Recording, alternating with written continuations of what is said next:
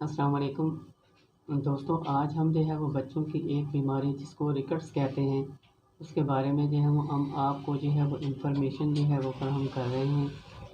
तो बच्चों की ये बीमारी जो है वो विटामिन डी की, कैल्शियम या फिर फास्फोरस जो है वो उसकी कमी की वजह से जो है वो वाक़ई होती है।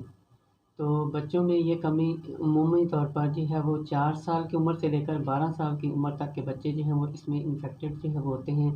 बच्चे जो है वो इस उम्र के मुतासर जो है वो होते हैं। रिकेट्स की कमी जो है, रिकेट्स की बीमारी जो है वो बच्चों में ज़्यादातर हड्डियों को नरम करती है और उनको जो है वो कमज़ोर जो है वो करती है।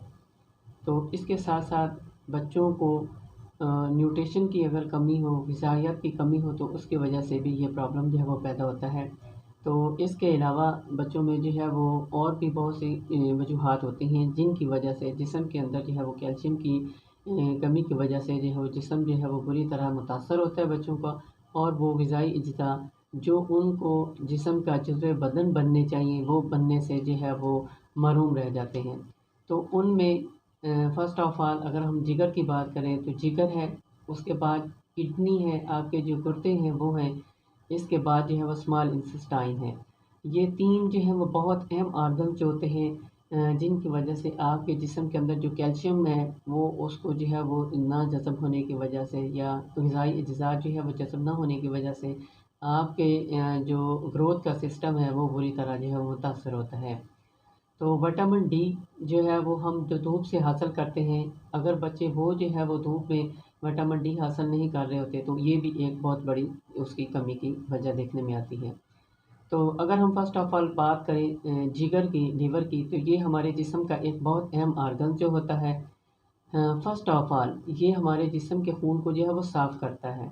जिगर हमारे जिस्म के अंदर जो है वो लिक्विड डाइजेस्टिव लिक्विड जो है वो प्रोड्यूस करता है, जिसको जो है वो बाइल कहते हैं। और ये बाइल जो है वो हमारे जो है वो स्टमक में जो है वो रिलीज़ होता है और हमारी खुराक को हज़म करने में जो है ये मदद करता है। सेकंडली अगर हम बात करें तो ये जो है वो हमारी इसके अलावा ये हमारी एनर्जी को शुगर में जी शुगर की शक्ल में जो है वो स्टोर कर लेता है और जिसको जो है वो ग्लाइकोजन कहते हैं। और बाद में जब जिस्म को उस एनर्जी की ज़रूरत होती है तो फिर वही शुगर दोबारा जो है वो एनर्जी में कन्वर्ट हो जाती है और जिस्म को जो है वो एनर्जी फ़राहम जो है वो करती है। इसके अलावा अगर हम किडनी की बात करें तो किडनी भी हमारे जिस्म का एक अहम उज़्व जो होते हैं। हमारे जिस्म का बहुत अहम पार्ट है किडनी भी।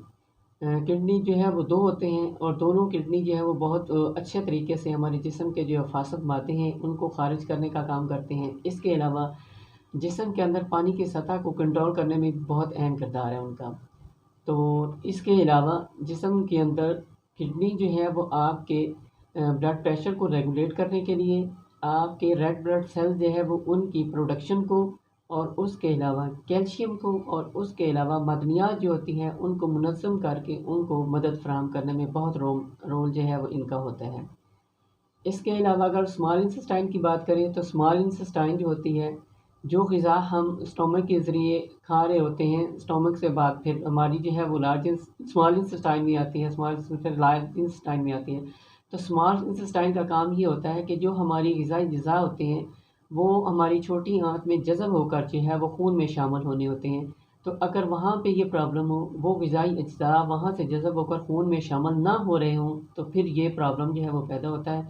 और वो ग़िज़ा अज्ज़ा जो हैं वो बाई स्टूल जो है वो थ्रू आउट हो जाते हैं, जिसकी वजह से आपके जितने भी ग़िज़ाई मादे या न्यूट्रिशन होती है उनकी भी जो है वो कमी हो जाती है। तो न्यूट्रिशन जो है वो हमारी बॉडी और बच्चों की बॉडी के लिए बहुत ज़रूरी होता है और कैल्शियम भी जो है वो बहुत ज़रूरी होता है। कैल्शियम की कमी की वजह से बहुत से प्रॉब्लम पैदा होते हैं।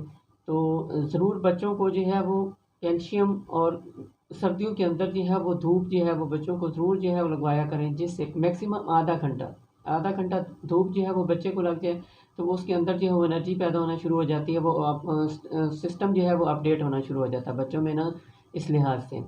तो अगर हम सिम्पटम की बात करें तो बच्चों में जो है वो ये बैकबोन जो है वो झुक जाती है, बैकबोन जो है वो कर्व हो जाती है। अगर हम टाँगों की बात करें तो टाँगें जो हैं वो भी झुक जाती हैं, वो भी जो है वो कर्व शेप में जो है वो बन जाती है। इसके अलावा अगर हम बात करें टीथ की जो ग्रो होती है वो जो है वो रुक जाती है या बहुत देर से जो है वो ग्रो करते हैं।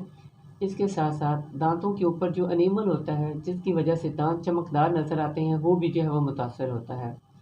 इसके अलावा दांत जो हैं वो कमज़ोरी की वजह से गिरना शुरू हो जाते हैं, उनमें कैविटी बनती है, कैविटी बनने के बाद दांत जो है वो ब्लैक होना शुरू हो जाते हैं, ब्लैक होने के बाद उनमें कैविटी की वजह से वो फिर गिर जाते हैं।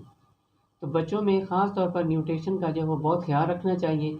बच्चे जो है वो बहुत ज़्यादा न्यूट्रिशन जो है वो इनटेक करने से हेल्दी रहते हैं, जिनमें मिसाल के तौर पर प्रोटीन डाइट होती है या अंडा है, वो बच्चे को जो है आप 4 से 12 साल की उम्र में बच्चे मुकम्मल जो है वो अंडा इनटेक जो है वो कर सकता है। इसके अंदर जो है वो कैल्शियम भी होता है और बहुत से जो है वो दीगर विटामिन जो होते हैं जो बच्चे की ग्रोथ के लिए जो है वो बहुत ज़रूरी होते हैं। तो न्यूट्रिशन एक ऐसी चीज़ है, इसमें जो है वो 2 चीज़ें होती हैं। एक तो ये होता है कि बच्चा जो है वो न्यूट्रिशन इनटेक कर ही नहीं रहा, मतलब कि बच्चा को भूख ही नहीं लग रही। एक बड़ी वजह तो ये होती है और दूसरी वजह ये होती है कि बच्चा इनटेक कर रहा है लेकिन जिस्म के अंदर जो सिस्टम होता है वो उसको कबूल नहीं कर रहा, जिसकी वजह से वो ग़िज़ाई अज्ज़ा वैसे के वैसे ही जो है वो आउट हो जाते हैं। तो बच्चों की हेल्थ के बारे में सीरियस होना चाहिए, उनका देखभाल करनी चाहिए ताकि बच्चों की ग्रोथ उनको जो है वो डेली की बुनियाद पे कैल्शियम और प्रोटीन जो है वो डाइट दें ताकि बच्चे जो है वो उनमें रिकट्स की जो है कमी ना हो। दोस्तों ये वीडियो जो है बहुत इन्फॉर्मेटिव है। दोस्तों बच्चों के हवाले से आप इस वीडियो को जो है वो लाइक करें और शेयर करें। अल्लाह हाफ़िज़।